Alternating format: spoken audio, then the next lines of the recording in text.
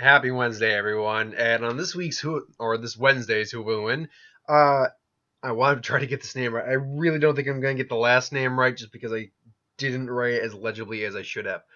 But Adolfo Jenkins, and sorry if I don't get the third part of your name, Adolfo Jenkins, I can give you that. I get that one at least. Ask the question, who would win in a fight?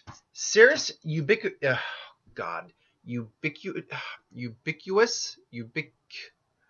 I ubiquitous. There we go. Seryu Ubiquitous. And I'm probably gonna end up saying ubiquitous throughout the video. Seryu Ubiquitous from a Kamen Get Kill versus Kamen Rider Zolda from Kamen Rider series, which I am not familiar with. Basically, a version of Power Rangers, more or less. Now, well, since I just had that one over, well, the Kamen Riders, I don't know much about these guys. I assume they're I can tell they're from Japan, and that they are a kind of version of the Power Rangers. Clearly, they also seem to have many action figures, a card series. Excuse me. Best I can gather is that this particular Kamen Rider is, as I'm reading this verbatim here, is a far-range fighter using different forms of heavy artillery to fight. His default weapon is his Magna? Yes, Magna Visor, which doubles as a submachine gun with a slick rate of 120 rounds per minute. So you want to cut that in half. That's only about 60 rounds a second. No, sorry, that's 2 rounds. What the hell am I talking about? That's 2 rounds a second. Using his card deck. So apparently these guys all use cards to activate their abilities. Zolda can conjure up additional weapons that form his contact monster. Wait, someone did a typo on his contract monsters by, such as the Giga Launcher Bazooka, the Giga Cannon Backpack, and a huge Giga Armor Shield. In his final vent End World, Zolda summons Magna Giga in front of him, inserting his Magna Visor into the monster's back to have him fire. Basically, is his ultimate attack. Now, contract monster. Apparently, these guys all have contract monsters. By contract monsters, we mean giant robots that just happen to be basically freaking Megazord or Zords. That's what they have. His takes the form kind of a minotaur. With his left arm is a big claw. Its right arm is a cannon of some kind. It really doesn't move very well on its own. However, it is equipped with shoot vent, conjures the Giga Cannon, which obviously is a giant F-off cannon. Shoot vent conjures a launcher that is made from the arm combined together. So bigger cannon. Guard vent conjures a shield from the torso, which you can see if I obviously don't have pictures here, unfortunately. But he's got this silver part that pretty much is going to be the shield.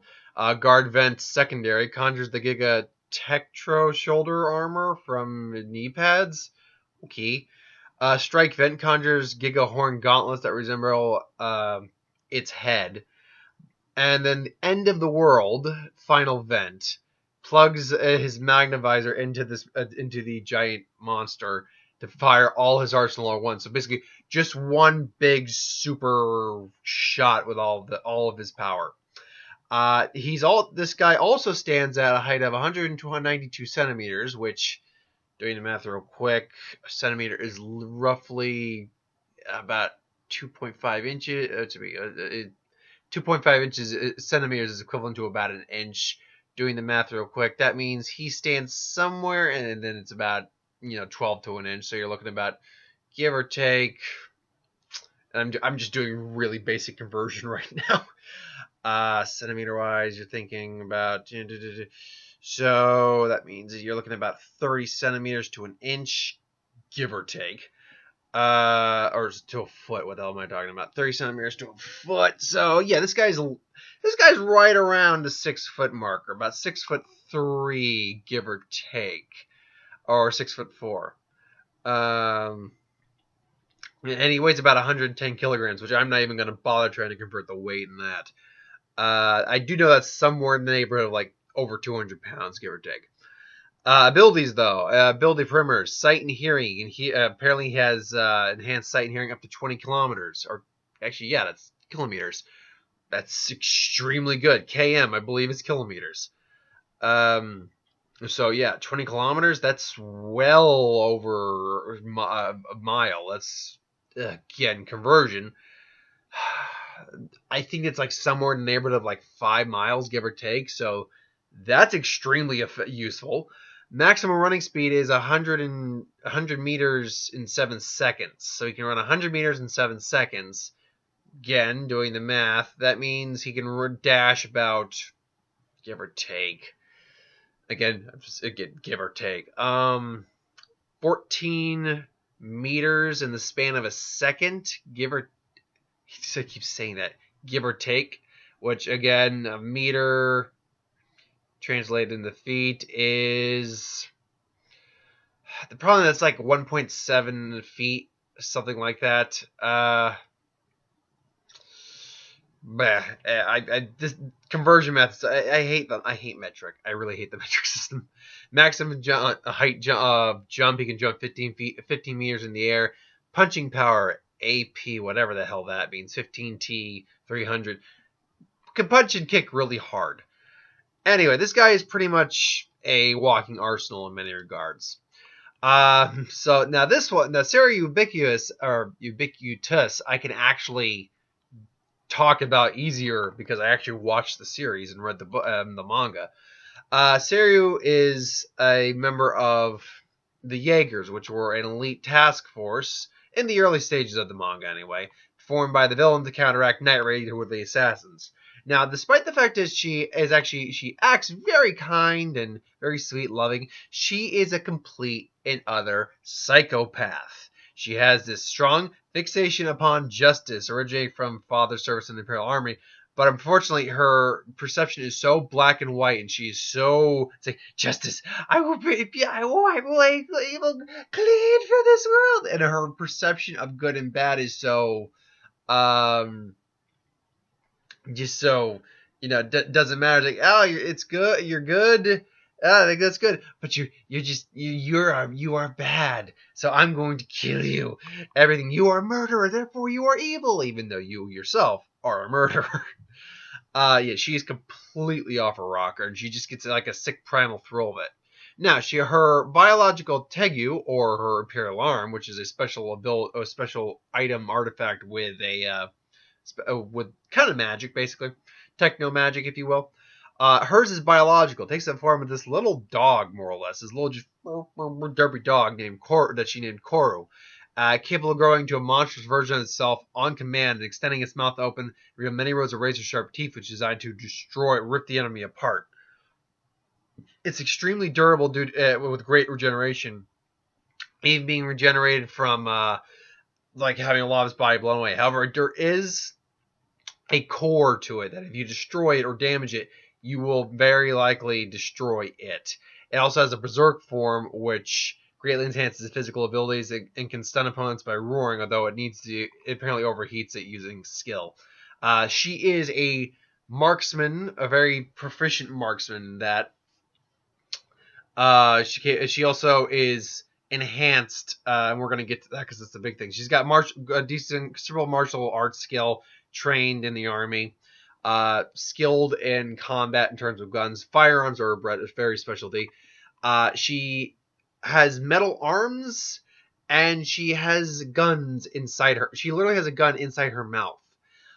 So yeah, she has metal arms, which she uses to switch out different things. She has a bunch of, what's the best way to put it? Shinkos are what they're called, kind of. Well, no, they're Judgment of the 10 Heavenly Kings. Basically, stored inside the dog are basically 10 powerful weapons. Now, in order, 1 through 10, is number 1, Shinko's Ball of Justice, a large flail that can take down a large number of opponents at once. Number 2, no name, 4 missile turrets that can be used to send out a volley of missiles. Number 3, Sung Dynasty Blade, a large sword with a giant blade attached directly to Seryu's arm.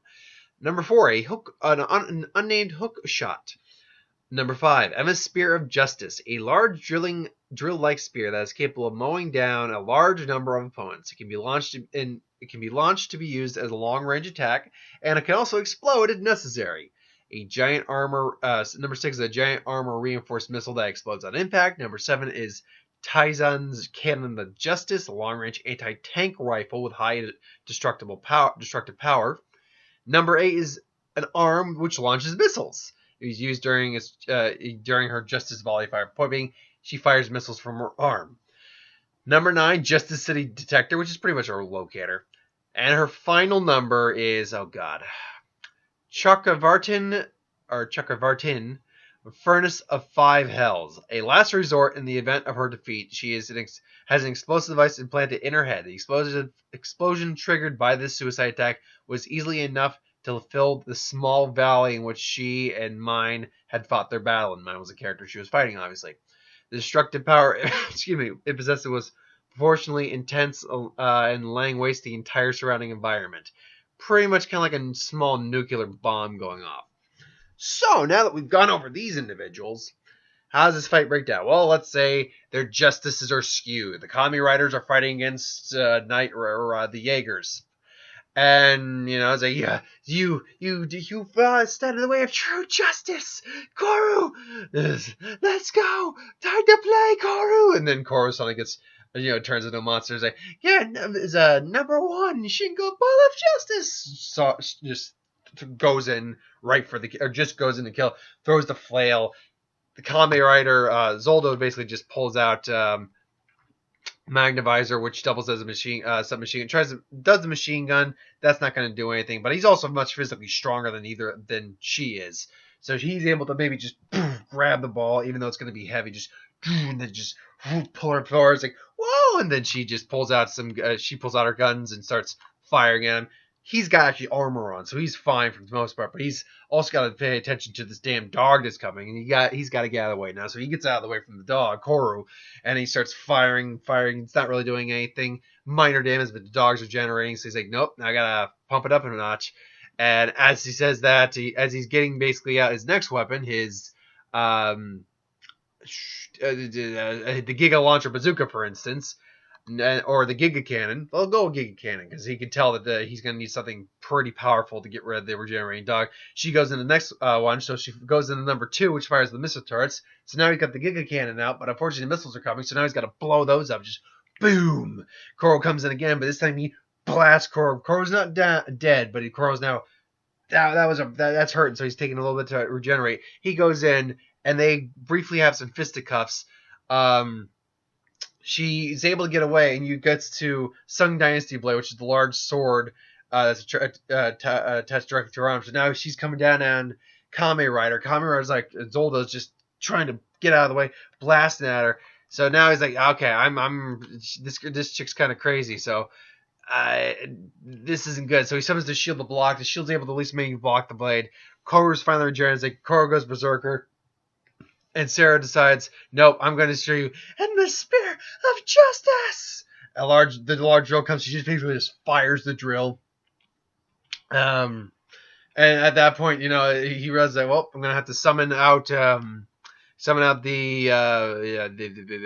Magnugiga. So the giant Minotaur comes forward, and then he just basically says, nope, I'm going to end this right now. And he goes for his final stuff. End of world, and just fires the entire lot at them. Blast comes. She goes through as many of them as many of her basically her weapons as she can. Uses the giant armor reinforced missile, long range anti-tank rifle. Launching missiles. There's giant explosions everywhere, but after all these explosions are done, giant robot's still there. And he's ready to go it again, assuming he can do it again. We'll assume he can in this case. And at that point, it's like, no! And then Koro gets in the way. She's still barely alive. And, Koro's now just... so Kamen Rider's like, Kamen Rider just dismissing the monsters. Probably not enough. He can use it a third time, even if he could use it the second time. So he's going there. He gets his weapon out, getting ready to finish it off. She starts laughing, and then it's like she talks about the explosive in her head, and then she just boom, and then Kamen Rider goes out.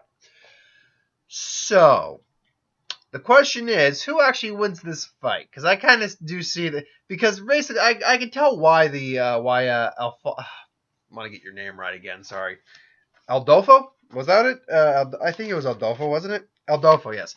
Well, why Adolfo chose this particular combo or these two particular pairing for a fight is because they're both like heavy militant users. They're both heavy arms users. And they're basically both heavy arsenal users. The thing is that, and there's the probably realistic scenarios, because I don't know a great deal about Kamen Rider, apart from the fact they're a Power Rangers knockoff, kind of. Or maybe the Power Rangers are a knockoff of them, who fucking knows. Is that the Zoldo, anyway, definitely has some arsenal to him, and he's probably got more physically enhanced abilities than, say, Seryu does. But Seryu just has a far greater arsenal, including having a sentient weapon in her Imperial Arms, or Tegu, in form of Koru.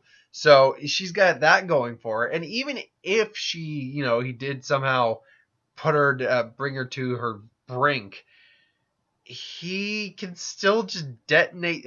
She can still just detonate herself. And you know what? Even though they both go out in that point, I call that a win on her part, because she gets the final laugh in that. So yeah, I go Seryu. Honestly, I go about 65% of the time. Let me put it this way. Let me think real quick. Is there a way that Kamen Rider Zoldo wins?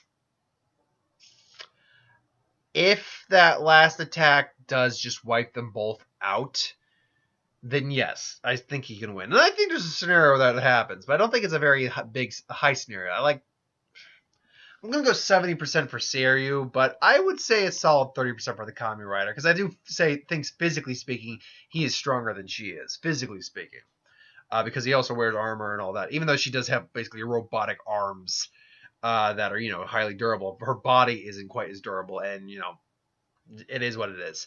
So yeah, this was a weird one, mostly because I knew a lot about her, but I did not really know a lot about him. So yeah, fascinating. But hey, let me know if you think different. If you do, that's cool. Put it in the comments below. Let's just have a cool chat about it. If you have any ideas for who would win, Star Wars, superhero, magic, what if, anything I do in the channel, put in the comments below. Let me know. I'll get to it at some point. Star Wars tomorrow. Last Jedi. I could see Last Jedi tomorrow. I'm gonna see Last Jedi tomorrow. I'm kind of getting giddy about it a little bit. And I don't know anything. I really don't know if I'll have any magic video up tomorrow. Probably not, just because I don't have anything pre-recorded. And I'm not going to. Time issues. And I'm working all this week. So, and I know I didn't get the what if. I will get to the what ifs again. I'm not getting rid of the what ifs. I just haven't had the time to really get to the what ifs or choose the one I really want to do next. So I will get to those. Just bear with me on that. And Dragon Ball Super on Sunday or Saturday. Box office on Sunday. I think that's it. I don't have any other major plans. So if I can get a what if out on one of those days, I'll definitely do that. But I can't guarantee anything on that. Anyway, thanks for watching. I hope you enjoyed, and I will see you folks next time.